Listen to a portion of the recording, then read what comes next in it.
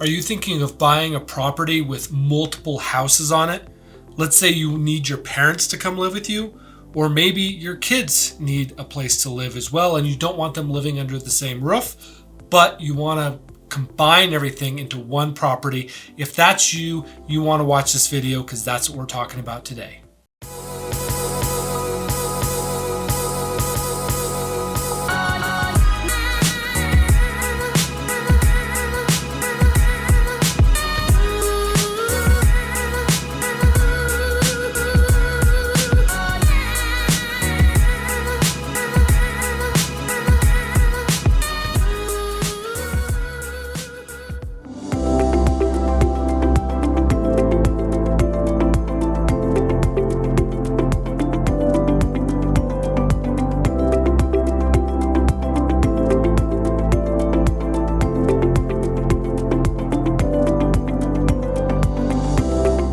Hi, I'm Jamie and I'm a realtor here in the beautiful state of Colorado. On this channel, we talk about all things Colorado related. We talk about what it's like to live here in Colorado. We talk about the real estate, we talk about the cities, and we talk about some of the politics that go on here. If you're interested in these things, hit the subscribe button and hit that bell notification to be notified next time I post a video. And if you like this video, do me a favor and hit that thumbs up button. Now, I get calls from people every week who are looking to move to Colorado. They want to know what it's like to live here, and I try my best to answer all the questions I possibly can. I want to make sure that if somebody moves to Colorado, that it's a good fit for everybody, and Colorado isn't for everybody. So I'm as honest as I can, and I try to help people make the best decision that they can. So if that's you, go ahead and get a hold of me. Call me, text me, email me, leave me a voicemail, whatever it takes. I will get back to you as soon as I can, and I would love to help you on your journey to move or not to move to Colorado. Now, I have had a lot of questions over the last few years from people looking to either move their parents in with them or to move their kids in with them, and they want to buy a property with multiple houses on it. Now, I'm not talking about investment property, like multi-family investment property, stuff like that. That'll do a different video on. This video is really for the residential property that you are going to live in, but you also want your parents or your kids or another family member to live with you. And this is becoming more and more common these days. And so I figured I would do a video talking about some of the considerations that you need to take into account when you're making these decisions. Now, I'm going to talk about this in two parts. First, we're going to talk about the property that already has the land and two houses already there, and you want to buy the whole thing. You don't want to mess with anything. You just want to be able to move in. There's challenges with that, and there's some upside with that. And so we're going to talk about those. And then we're going to talk about either a vacant lot and building two houses on it, or maybe you have a property that already has one house and you want to build a second house on it. So we're going to talk about some of the challenges and the upside to that as well. And first, let's talk about the already built property. You've got two houses on the same property, and you're going to go in and you're going to purchase the whole thing. Now, I will say this, all of these conversations are my opinion, and it's based here in Weld County, Colorado. There are going to be some differences for sure in different states and in different counties as well. But as far as Weld County is concerned, this is what I know to be true. Now, when it comes to buying a property that already has two houses on it, two residences on it. Now, this isn't necessarily like a mother-in-law suite. These are two separate residences and two separate households. The biggest hurdle that you're going to run up against on that is the financing. Why? It's because the secondary market doesn't allow for two residences on the same property. The secondary market is the Freddie Mac and the Fannie Mae and the like. And they buy most of the loans that get packaged together. You have a loan officer that comes and gets you pre-qualified, puts all the loan package together. They get you financed, and then they'll sell it off to that secondary market. Now, sometimes they'll continue to manage that, so you don't necessarily know. I mean, they'll tell you, but nothing really changes as far as you're concerned on your loan, but they're selling it off. That's normally how things happen. Now, with this particular case, with the two residences on the same property, you can't do that. So your traditional lenders are not going to be able to help you out. That being said, there are still a lot of lenders that can. Usually you're going to have to migrate towards some of the local banks. And now the loan programs with these local banks are going to really vary as far as what they offer. Where you look at the secondary market, it's pretty straightforward. Interest rates aren't going to change a whole lot, and terms and conditions really aren't going to change that much.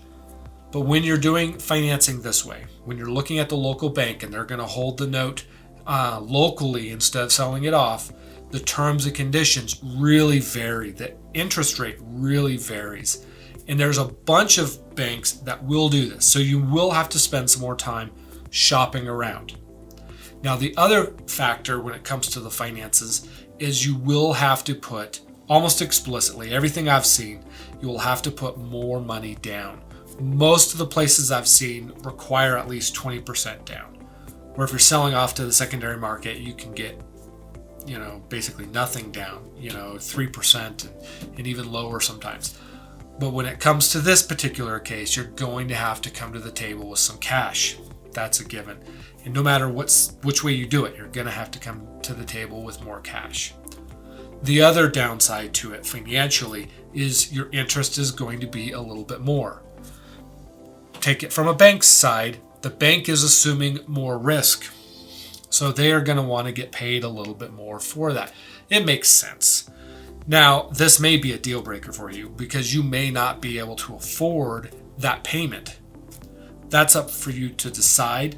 So you can go to the banks, you can see what they're going to offer, and they'll give you some quotes as far as what the closing costs and the interests are going to be in those terms so that you know what you're getting yourself into.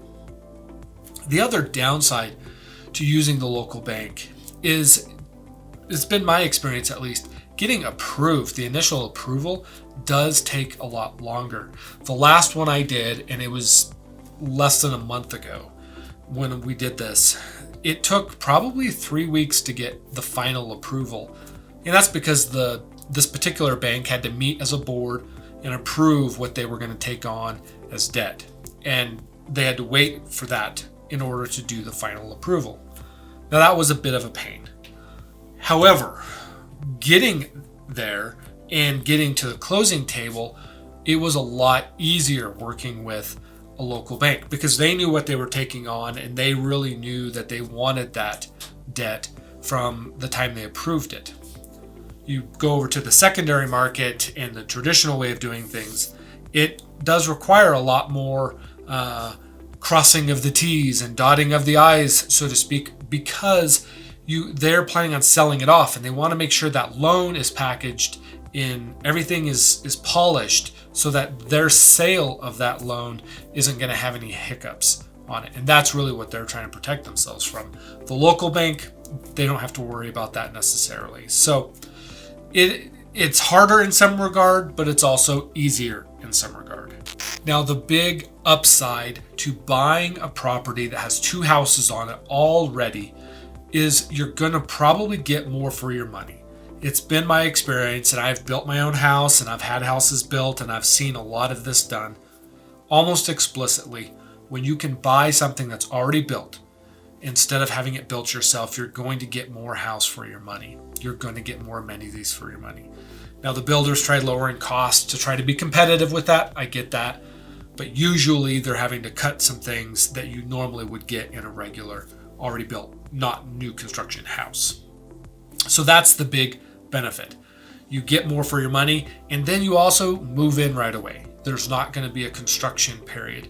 Now, you may have to do some repairs, you may have to do some remodeling and stuff like that, but for the most part, it's going to be fairly cosmetic and fairly minimal, hopefully.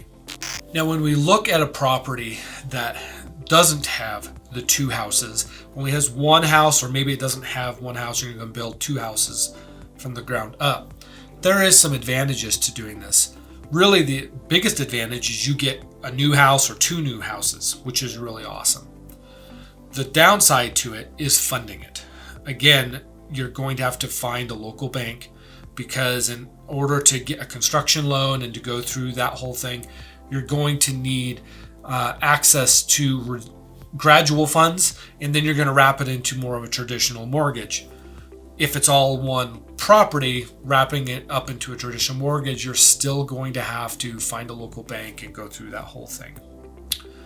Now, you do have some options too. Let's say you're building a second house. You already have a first house, but you're building the second house.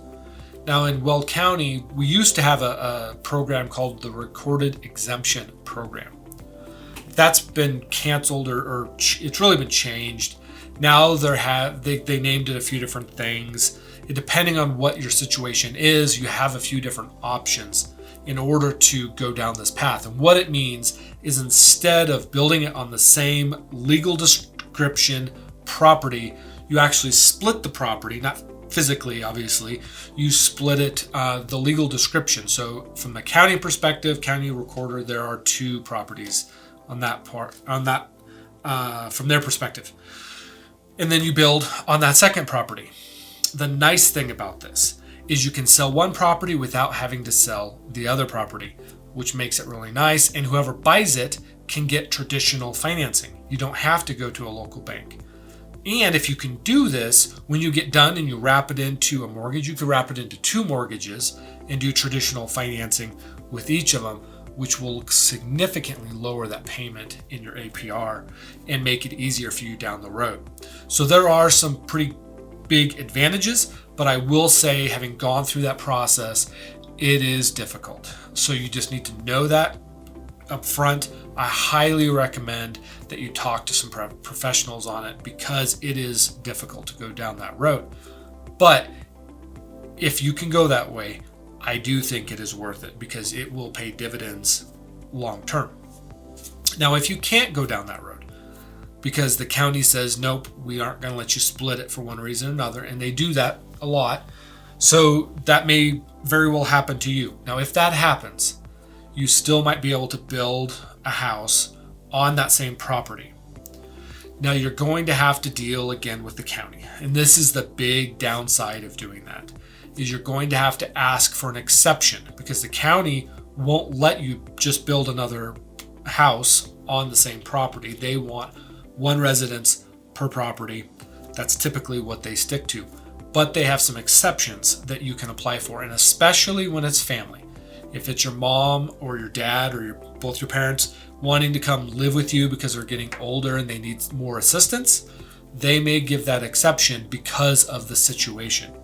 Or maybe it's your kids coming and they need a place to stay and they need a long-term housing situation. Whatever the case is, you'd have to go to the county and get that exception as well. Now, they are, like I said, more flexible when it comes to family. So you may be able to do that. Who knows? Now, like I said, the family unit in the last, 10, 15 years has really been changing. People are living longer, and people are needing more help at different stages of their life. And so we see this multi-generational living situation more and more these days. And so this may be something that we see, and it becomes more commonplace down the road. Because, like I said, I have been getting a lot more questions about how can I do this, or is this a possibility? The ultimate answer is yes, it's a possibility, but I highly recommend you get some professionals to help you down the road, because either way, it is a difficult road as of right now to go down. Now, I hope this is helpful information. I would love to sit down and talk to you over the phone. So feel free to give me a call, send me a text, send me an email. If you have any more questions about this, let me know. I would love to brainstorm with these things with you. I just love talking about this stuff, and I would love to help you get to the situation that you most desire.